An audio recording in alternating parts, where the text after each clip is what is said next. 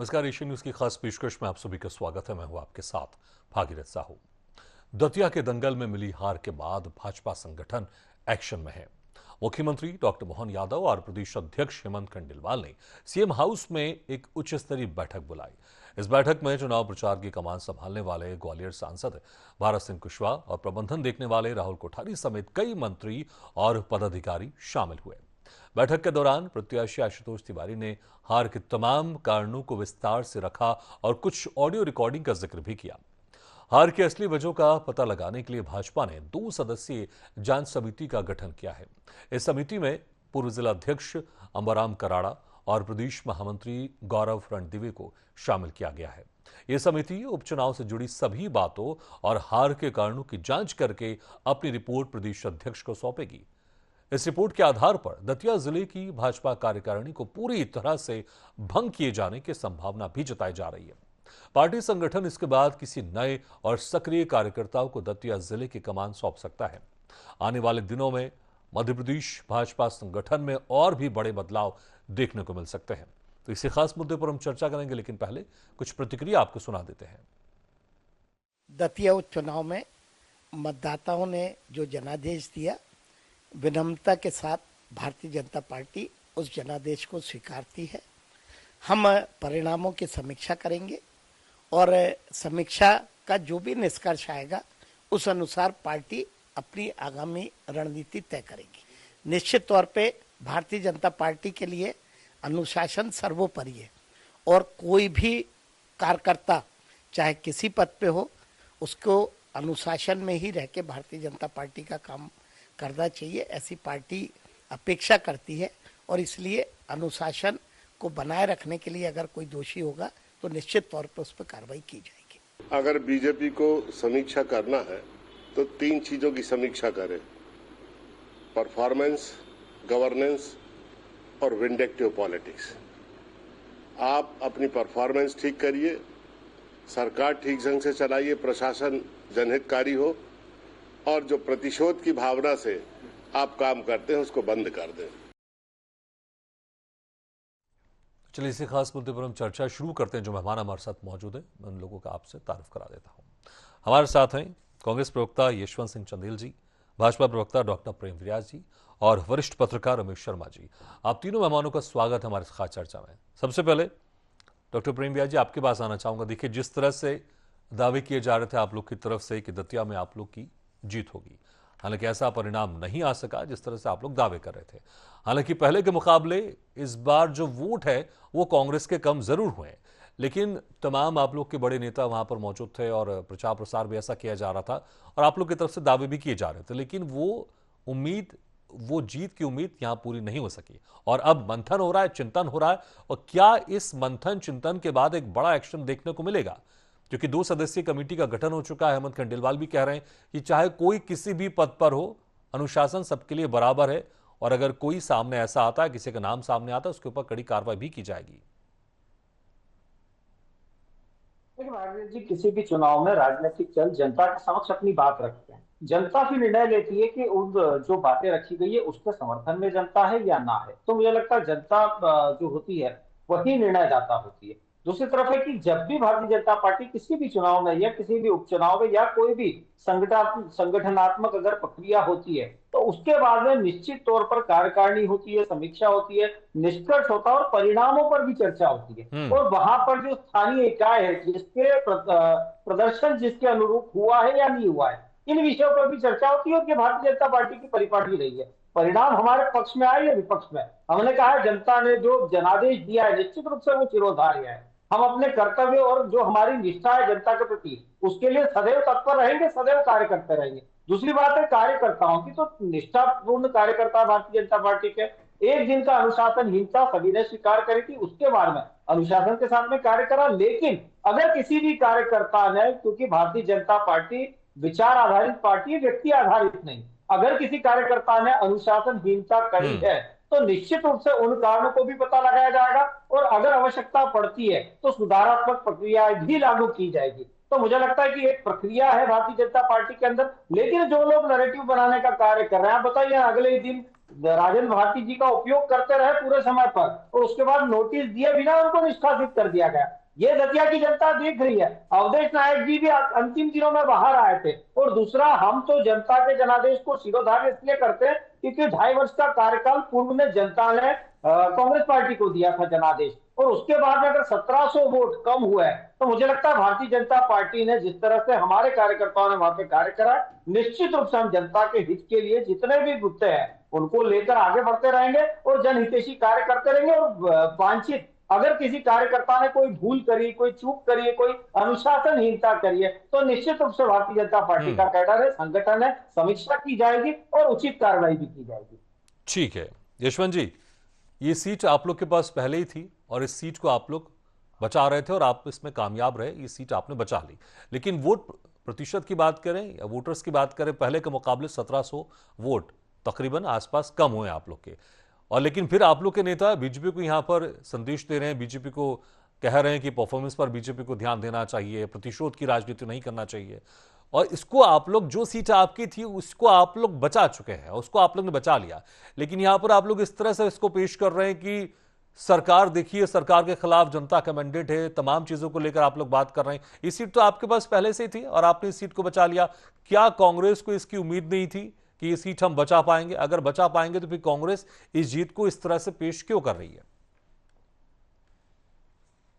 आदरणीय भागीरथ जी, आपको और साथी पैनलिस्ट को प्रणाम। और भागीरथ जी, हम ऐसी बात क्यों ना कहें? क्या यह प्रतिशोध की राजनीति नहीं करते क्या?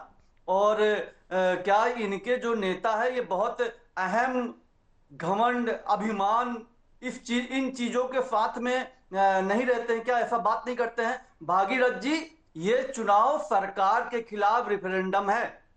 अभी तक 4 उपचुनाव हुए मोहन यादव जी के, और ये चुनाव व्यक्तिगत मुख्यमंत्री जी की प्रतिष्ठा का चुनाव था।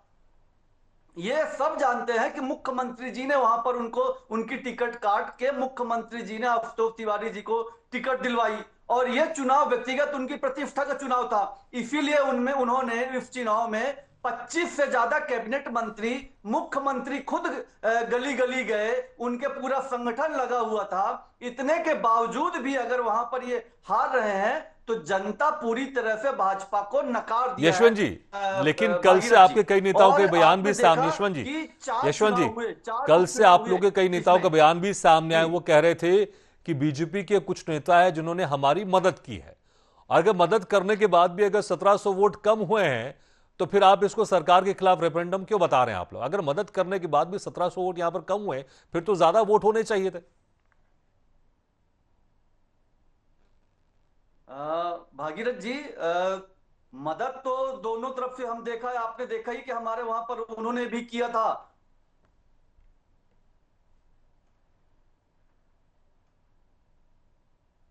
यशवंत जी, आपको मेरी आवाज आ रही है? यशवंत जी, चलिए, लगता है कि हमारी आवाज उन तक नहीं पहुंच पा रही। रमेश सर, क्या आप मुझे सुन सकते हैं?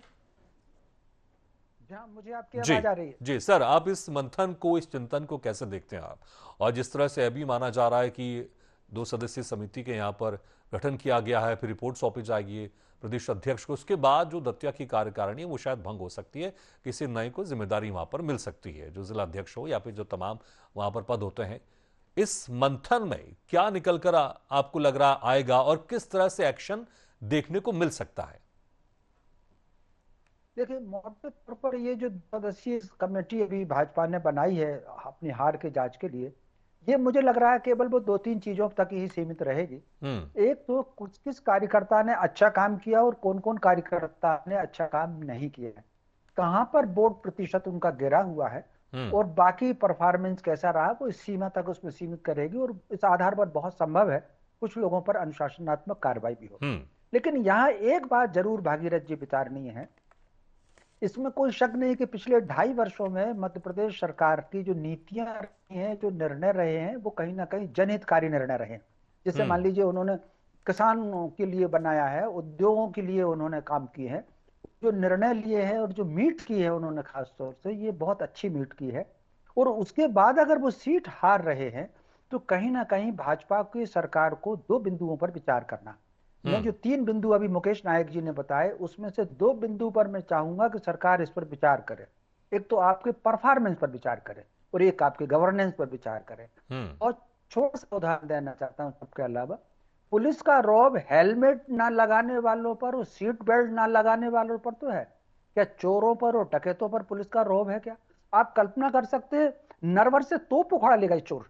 अब आज के अखबार में खबर छपी है कि 10-15 लोग हथियार लेकर आए और 2.5 कुंटल की तिजोरी उठा करके ले गए। अगर अपराधियों के ये हौसले बुलंद होंगे तो स्वाभाविक रूप से इसका असर कहीं ना कहीं सरकार पर पड़ेगा और उसका असर चुनाव पर पड़ेगा। आप जानते थे अच्छी तरीके से कि इस साल फसल बम्पर होना है, बम्पर फसल होना है, तो समय रहते आपने मंडी में व्यवस्था क्यों नहीं की? क्यों किसान खड़ा रहा लंबी लाइन में? तो कहने का अर्थ जो है, गवर्नेंस पर और आपके परफॉर्मेंस पर सरकार को जमीन के स्तर पर जाना होगा। बाकी ऐसे उदाहरण हैं इसी मध्य प्रदेश में कि कार्यकर्ता घर से नहीं पाए किसी कारण से, उसके बाद बम्पर वोटों से पार्टियां जीती हैं। मुझे उदाहरण देने में भी कोई बात नहीं है। 90 का चुनाव देख लें आप, 77 का चुनाव देख लें, 71 का चुनाव देख लें, कौन जीता है वो प्रश्न अलग है, लेकिन एक वातावरण है किसी पार्टी के लिए या किसी के विरुद्ध में, तो बम्पर वोटिंग। मैंने रिपोर्टिंग की है इन सारे चुनावों की। तो कहने का अर्थ है कहीं ना कहीं सरकार को इन चीजों पर भी विचार करना होगा, प्रशासन में कसावट लानी होगी, लाइन ऑर्डर को कंट्रोल लाना होगा। इसके अलावा भागीरथ जी एक और बात, जब भी कभी भी राजनीति मुद्दों में नकारात्मकता आती है तो आपको गटर की सफाई के लिए गटर में उतरना ही है। हम भारत में ही देख लें, अगर हम सिद्धांत से युद्ध लड़ते थे और दूसरे लोग चालाकियों से युद्ध लड़ते थे, आपकी पराजय का सबसे बड़ा कारण है कि आपने चालाकियां नहीं बरती। यहाँ चंदेल जी सामने बैठे हुए हैं, मुझे पता नहीं ये जानते हैं कि नहीं जानते कालिंजर के इतिहास को। अलाउद्दीन खिलजी से लेकर के औरंगजेब तक ऐसा कोई सल्तनत का राजा नहीं था जिसने कालिंजर पर, चंदेलों पर हमला ना किया हो। लेकिन जब रणनीति पर आया कीर्तिवर्धन सिंह तो मारा गया वहीं शाह सूरी। तो कहने का मतलब जो है, शाह सूरी भारत में कहीं नहीं हारा था, वो मारा गया है कालिंजर में चंदेलों के हाथों। ये है रणनीति का बदलाव।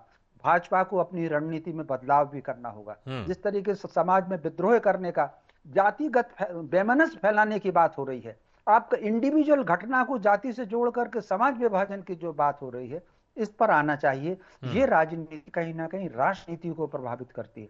मैं समझता हूं कि 2-3 मोर्चों पर काम करने की बहुत आवश्यकता है। सामाजिक समरसता की आवश्यकता है, युवाओं को रचनात्मक काम में लगाने की आवश्यकता है। उनको आप अगर आंदोलन में कर देंगे तो अराजकता ही फैलेगी। वो रचनात्मकता के काम में लगे और दूसरा सरकार अपना परफॉर्मेंस सुधारे। मैं समझता हूं इन 3 चीजों पर सरकार को काम करने की बहुत आवश्यकता है। ठीक जी प्रेम जी, जिस तरह से रमेश जी यहाँ पर कुछ पॉइंट्स गिना रहे हैं, क्या इस मंथन में, इस बैठक में इस पर चर्चा होगी? और क्या इस बैठक के बाद, इस मंथन के बाद बीजेपी की रणनीति में कुछ बदलाव आएगा? क्योंकि रमेश शर्मा जी कह रहे हैं कि रणनीति बदलने की यहां पर आप लोग का आवश्यकता है। लेकिन इससे जी मैंने इसलिए स्वीकार करा और हमारे तो वरिष्ठ नेतृत्वकर्ता भी स्वीकार रहे हैं कि अगर कहीं कोई चूक हुई है तो समीक्षा करेंगे, उसका निष्कर्ष निकालेंगे, परिणामों पर भी विस्तृत चर्चा होगी, क्षेत्रीय आवश्यकताएं अगर कुछ रही है तो उस पर भी ध्यान दिया जाएगा। पर मुझे बताइए कि मध्य प्रदेश में वास्तविकता में लॉ एंड ऑर्डर के लिए कार्य किया गया है। हो सकता है कई कमियों तो हम तो विद्यार्थी की तरह, राजनीति के विद्यार्थी की तरह भी सीखते हैं। प्रधानमंत्री जी स्वयं कहते हैं इस बात को कि मैं एक सामान्य कार्यकर्ता हूं, और एक कार्यकर्ता में जब तक कार्यकर्ता भाव जागृत रहता है तो निश्चित रूप से सीखने की प्रवृत्ति में अग्रसर होता है। मध्य प्रदेश में डकैतों की समस्या थी ना, समूल नाश किया गया। नक्सलाइट की समस्या थी, समूल नाश किया गया। पिछली बार गेहूं का उपार्जन वास्तविकता में सबसे ज्यादा हुआ है, उसके पूर्व में सोयाबीन के लगभग 40%। टोकन सिस्टम तो आज जिस आवश्यकताओं की बात होती है उन आवश्यकताओं के लिए प्रदेश सरकार निरंतर कार्य कर रही है। अगर उन कार्यों में और तेजी लाने की आवश्यकता होगी तो निश्चित रूप से उसको भी सम्मिलित किया जाएगा। लेकिन जो लोग आज आरोप लगा रहे हैं छिंदवाड़ा हार रहे हैं, जो परसेप्शन बनाने का प्रयास कर रहे हैं वो छिंदवाड़ा अपनी सीट हार रहे हैं, लगभग 29 लोकसभा सीट आ रहे हैं, 3 राज्यसभा सीटें जो भूतपूर्व भविष्य की हुआ है वो आ रहे हैं। उसके बाद में जीतू पटवारी जी स्वयं 36,000 वोटों से खुद की विधानसभा हार कर आए थे। तो मुझे लगता है जो स्वयं हार चुके हैं उन्होंने किस राज्य में रिपीट हुआ है? आप मुझे बताइए। जो परसेप्शन बनाने का प्रयास करे 2012 आदरणीय प्रधानमंत्री जी जब गुजरात के मुख्यमंत्री थे वहां पर बायपोल्स इलेक्शन हम हारे थे, लेकिन उसके बाद में प्रचंड बहुमत के साथ भारतीय जनता पार्टी जीती। 2018 में उत्तर प्रदेश में 3 लोकसभा चुनाव थे, उसके बाद गोरखपुर की सीट योगी जी वाली वहां से हम हारे, लेकिन उसके बाद 2019 और 2022 में दुगुने पराक्रम के साथ में जनता ने हमारा साथ दिया। तो मुझे लगता है ये सिर्फ एक परसेप्शन फैलाना चाहते हैं परसेप्शन से राजनीति नहीं होती। आपने जो पूर्व में कार्य किया और हमने कहा है विकास के साथ में, आप बताइए ना मुझे, दतिया में विकास के पथ पर दतिया को प्रदर्शित किया गया, वहां पर इंफ्रास्ट्रक्चर के काम हुआ, मेडिकल कॉलेज बना, डेंटल कॉलेज बना, इंजीनियरिंग कॉलेज बना, जैन जी के लिए वहां सुविधा की, आज वहां पर एयरलिफ्ट किया जा रहा है। मेडिकल कॉलेज में 2023 की सर्जरी का उल्लेख शायद आपको भी ध्यान होगा, जब बैक की सर्जरी हुई थी और पूरे देश में उसकी सराहना हुई थी। तो सभी सुचारू व्यवस्थाओं को वहां पर स्थापित किया गया, लेकिन वास्तविकता में अगर फिर भी कोई कमी है तो निश्चित रूप से जनता के सामने हम शीश झुका कर जाएंगे। और पुनः जनता अगर कोई ऐसी डिमांड रखती है, आदरणीय रमेश जी ने जैसे जिन बातों का उल्लेख करा है, तो निश्चित रूप से उसको पूर्ण किया जाएगा। लेकिन जो लोग स्वयं हारे हैं, जिनके नेता एक दूसरे को नोटिस दे रहे हैं, जिनके एक नेता वो भैरव सिंह कह रहे हैं कि अगर हमारे क्षेत्र में आए तो हम गाली पोत देंगे आपके मुंह पर, उसके बाद में अपने ही नेता एक दूसरे महासचिवों को नोटिस दे रहे हैं, अगले ही दिन आप उनका राजन भारती जी का निष्कासन कर देते हैं। उसके बाद में सागर से निर्दोष और वो जो देशद्रोह के आरोप में थे उनको आपने पुनः महामंत्री बना दिया, जिसका भी विरोध हुआ। तो स्ट्रैटेजी क्या है कांग्रेस की? हमने कहा हम जनता के मुद्दों को लेकर आगे बढ़ेंगे, कोई अगर वांछित पहलू है तो उसको भी देखा जाएगा, अगर स्ट्रेटेजी की आप बात कर रहे हैं, आवश्यकता है तो उसको भी देखा जाएगा। यशवंत जी, आप परसेप्शन बनाने की बात कर रहे हैं, बीजेपी के प्रवक्ता कह रहे हैं कि आप जो सीट आप ही की थी, जिस सीट में पहले के मुकाबले मत प्रतिशत आपको यहां पर कम मिला, पहले के मुकाबले 1700 वोट कम हुए, उस सीट को आपने बचा लिया, लेकिन आप ऐसा परसेप्शन बना रहे हैं कि ये आपने मध्य प्रदेश की 2028 की रणनीति को आपने क्रैक कर दिया है, क्योंकि यहां पे बीजेपी प्रवक्ता कह रहे हैं कि जो आपकी पारंपरिक सीट कभी हुआ करती थी छिंदवाड़ा, इस तरह की कई ऐसी सीट थी मध्य प्रदेश में जो आप हार चुके हैं और विधानसभा चुनाव में बंपर बीजेपी को जीत मिली, लेकिन आप इस एक जीत से जो सीट आप ही की थी एक ऐसा परसेप्शन बना रहे हैं कि अब आपने मध्य प्रदेश की राजनीति को बेहतर तरह से क्रैक कर लिया है और इसका असर 2028 में होने वाला है।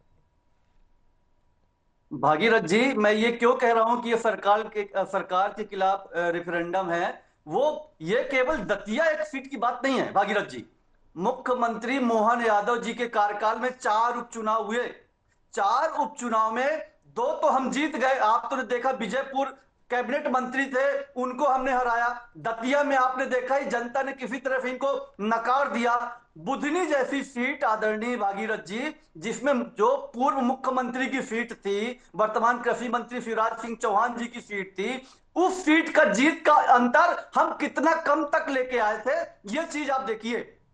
जनता लगातार इनको इशारा दे रही है कि इनको लगातार जनता येलो कार्ड दिखा रही है कि समझ जाइए, आप ये जो कर रहे हैं, जिस तरह से किसान परेशान हो रहे हैं, बुआई का समय चल रहा है, खाद नहीं मिल पा रहा है, लाइन में लगे हुए हैं, बिजली नहीं मिल पा रही है, छात्र परेशान हो रहे हैं, स्वास्थ्य व्यवस्था बेहाल है, इन सब सारी चीजों पर केवल हवाई बातें नहीं हो। इनके प्रवक्ता महोदय बहुत बड़ी बड़ी बातें कर रहे थे कि हम राज्यसभा जीत गए। भाई, राज्यसभा का चुनाव जनता के माध्यम से डायरेक्ट चुनाव नहीं होता, और आपने जिस तरह से राज्यसभा का चुनाव जीता है वो पूरे सब ने देखा है कि आपने जिस तरह से छल बल धन सबका उपयोग करके आपने जिस तरह से जीता है। ये केवल वो और दूसरी बात, वो जनता के नहीं हुआ, जनता के माध्यम से जो जो चुनाव हो रहे हैं उनमें आप लगातार पटकनी खा रहे हैं, और लगातार आप इसी तरह से, हमारा तो शुभकामना है आपको कि इसी तरह से आप ओवर कॉन्फिडेंस रहे आइए,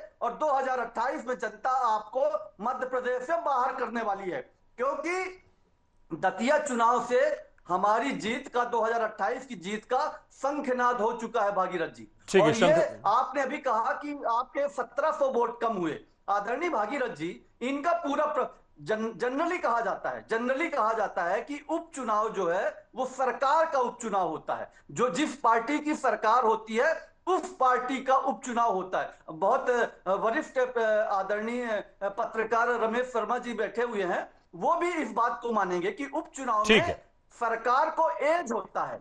ठीक है, तो आप कहेंगे ये जीत सरकार के खिलाफ रेफरेंडम है। ठीक है, समय मेरे पास कम है, रमेश सर के पास जाऊंगा, लेकिन पहले प्रेम व्यास जी आप अपनी बात रख दीजिए, लेकिन संक्षेप में 15-20 सेकंड में, क्योंकि समय मेरे पास कम है।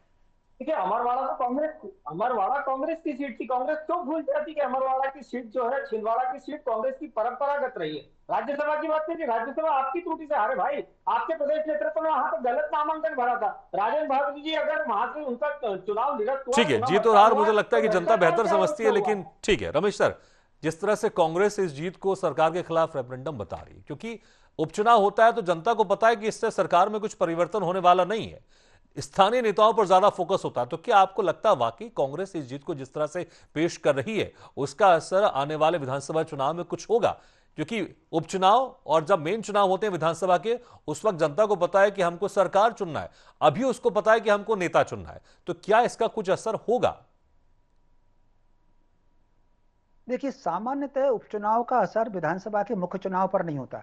मध्य प्रदेश में ही ऐसे उदाहरण है कि 6 महीने पहले उपचुनाव हुए, वो सरकार जीती, श्यामाचरण जी मुख्यमंत्री थे, कांग्रेस जीती। 6 महीने बाद ही जब चुनाव हुए तो फिर दूसरी पार्टी सरकार में आ गई थी। तो कुल मिलाकर के उपचुनाव का बहुत असर नहीं होता। इस बात पर निर्भर करता है आम चुनाव में आकर के जो गलतियां, जो कमियां यहां पर रही हैं, तो कमियों सत्तारूढ़ दल ने किस प्रकार अपना सुधारा है। अगर वो कमियों को सुधार लेंगे, जो आधार है, समझता हूं का उपचुनाव का बहुत फर्क नहीं पड़ेगा। लेकिन अगर वो कमियां बनी रही, इसमें विशेष प्रकार उत्साह और भारत के भीतर एक विशेष प्रकार थोड़ा भी हो, कहीं ना वरिष्ठ नेताओं के विरुद्ध अभियान चला रहे थे, वो अभियान तेज करेंगे, अंदर चलेगा, अंडरग्राउंड ये सारा का सारा चलेगा। इस पर नियंत्रण करके यदि भविष्य की रणनीति बना ली है तो मैं समझता हूं आम चुनाव बिल्कुल अलग होंगे। जी चलिए, देखना होगा फिर जिस तरह से बैठक चल रही है, मंथन हो रहा है, इसके बाद किस तरह से एक्शन लिया जाएगा और क्या बीजेपी की रणनीति में कुछ बदलाव देखने को मिलेगा, ये देखने वाली बात होगी। या फिर कांग्रेस जिस तरह से कह रही है कि ये जीत आने वाले 2028 की राह कांग्रेस के लिए खोलेगी, ये तो वक्त बताएगा। बहुत बहुत शुक्रिया आप तीनों मेहमानों का, यशवंत जी, डॉक्टर प्रेम व्यास जी, रमेश शर्मा जी, शुक्रिया हमारे खास चर्चा में शामिल होने के लिए। तो देखना होगा जिस तरह से परिणाम के बाद यहाँ पर मंथन, चिंतन और अब एक्शन कैसा सामने आता है और बीजेपी की रणनीति में कितना बदलाव होता है और इसका असर 2028 में कैसे होता है जीत का, ये भी देखने वाली बात होगी। इसी के साथ हमारे खास पेशकश में फिलहाल इतना ही। खबरों का सिलसिला लगातार जारी, आप देखते रहिए एशियन न्यूज।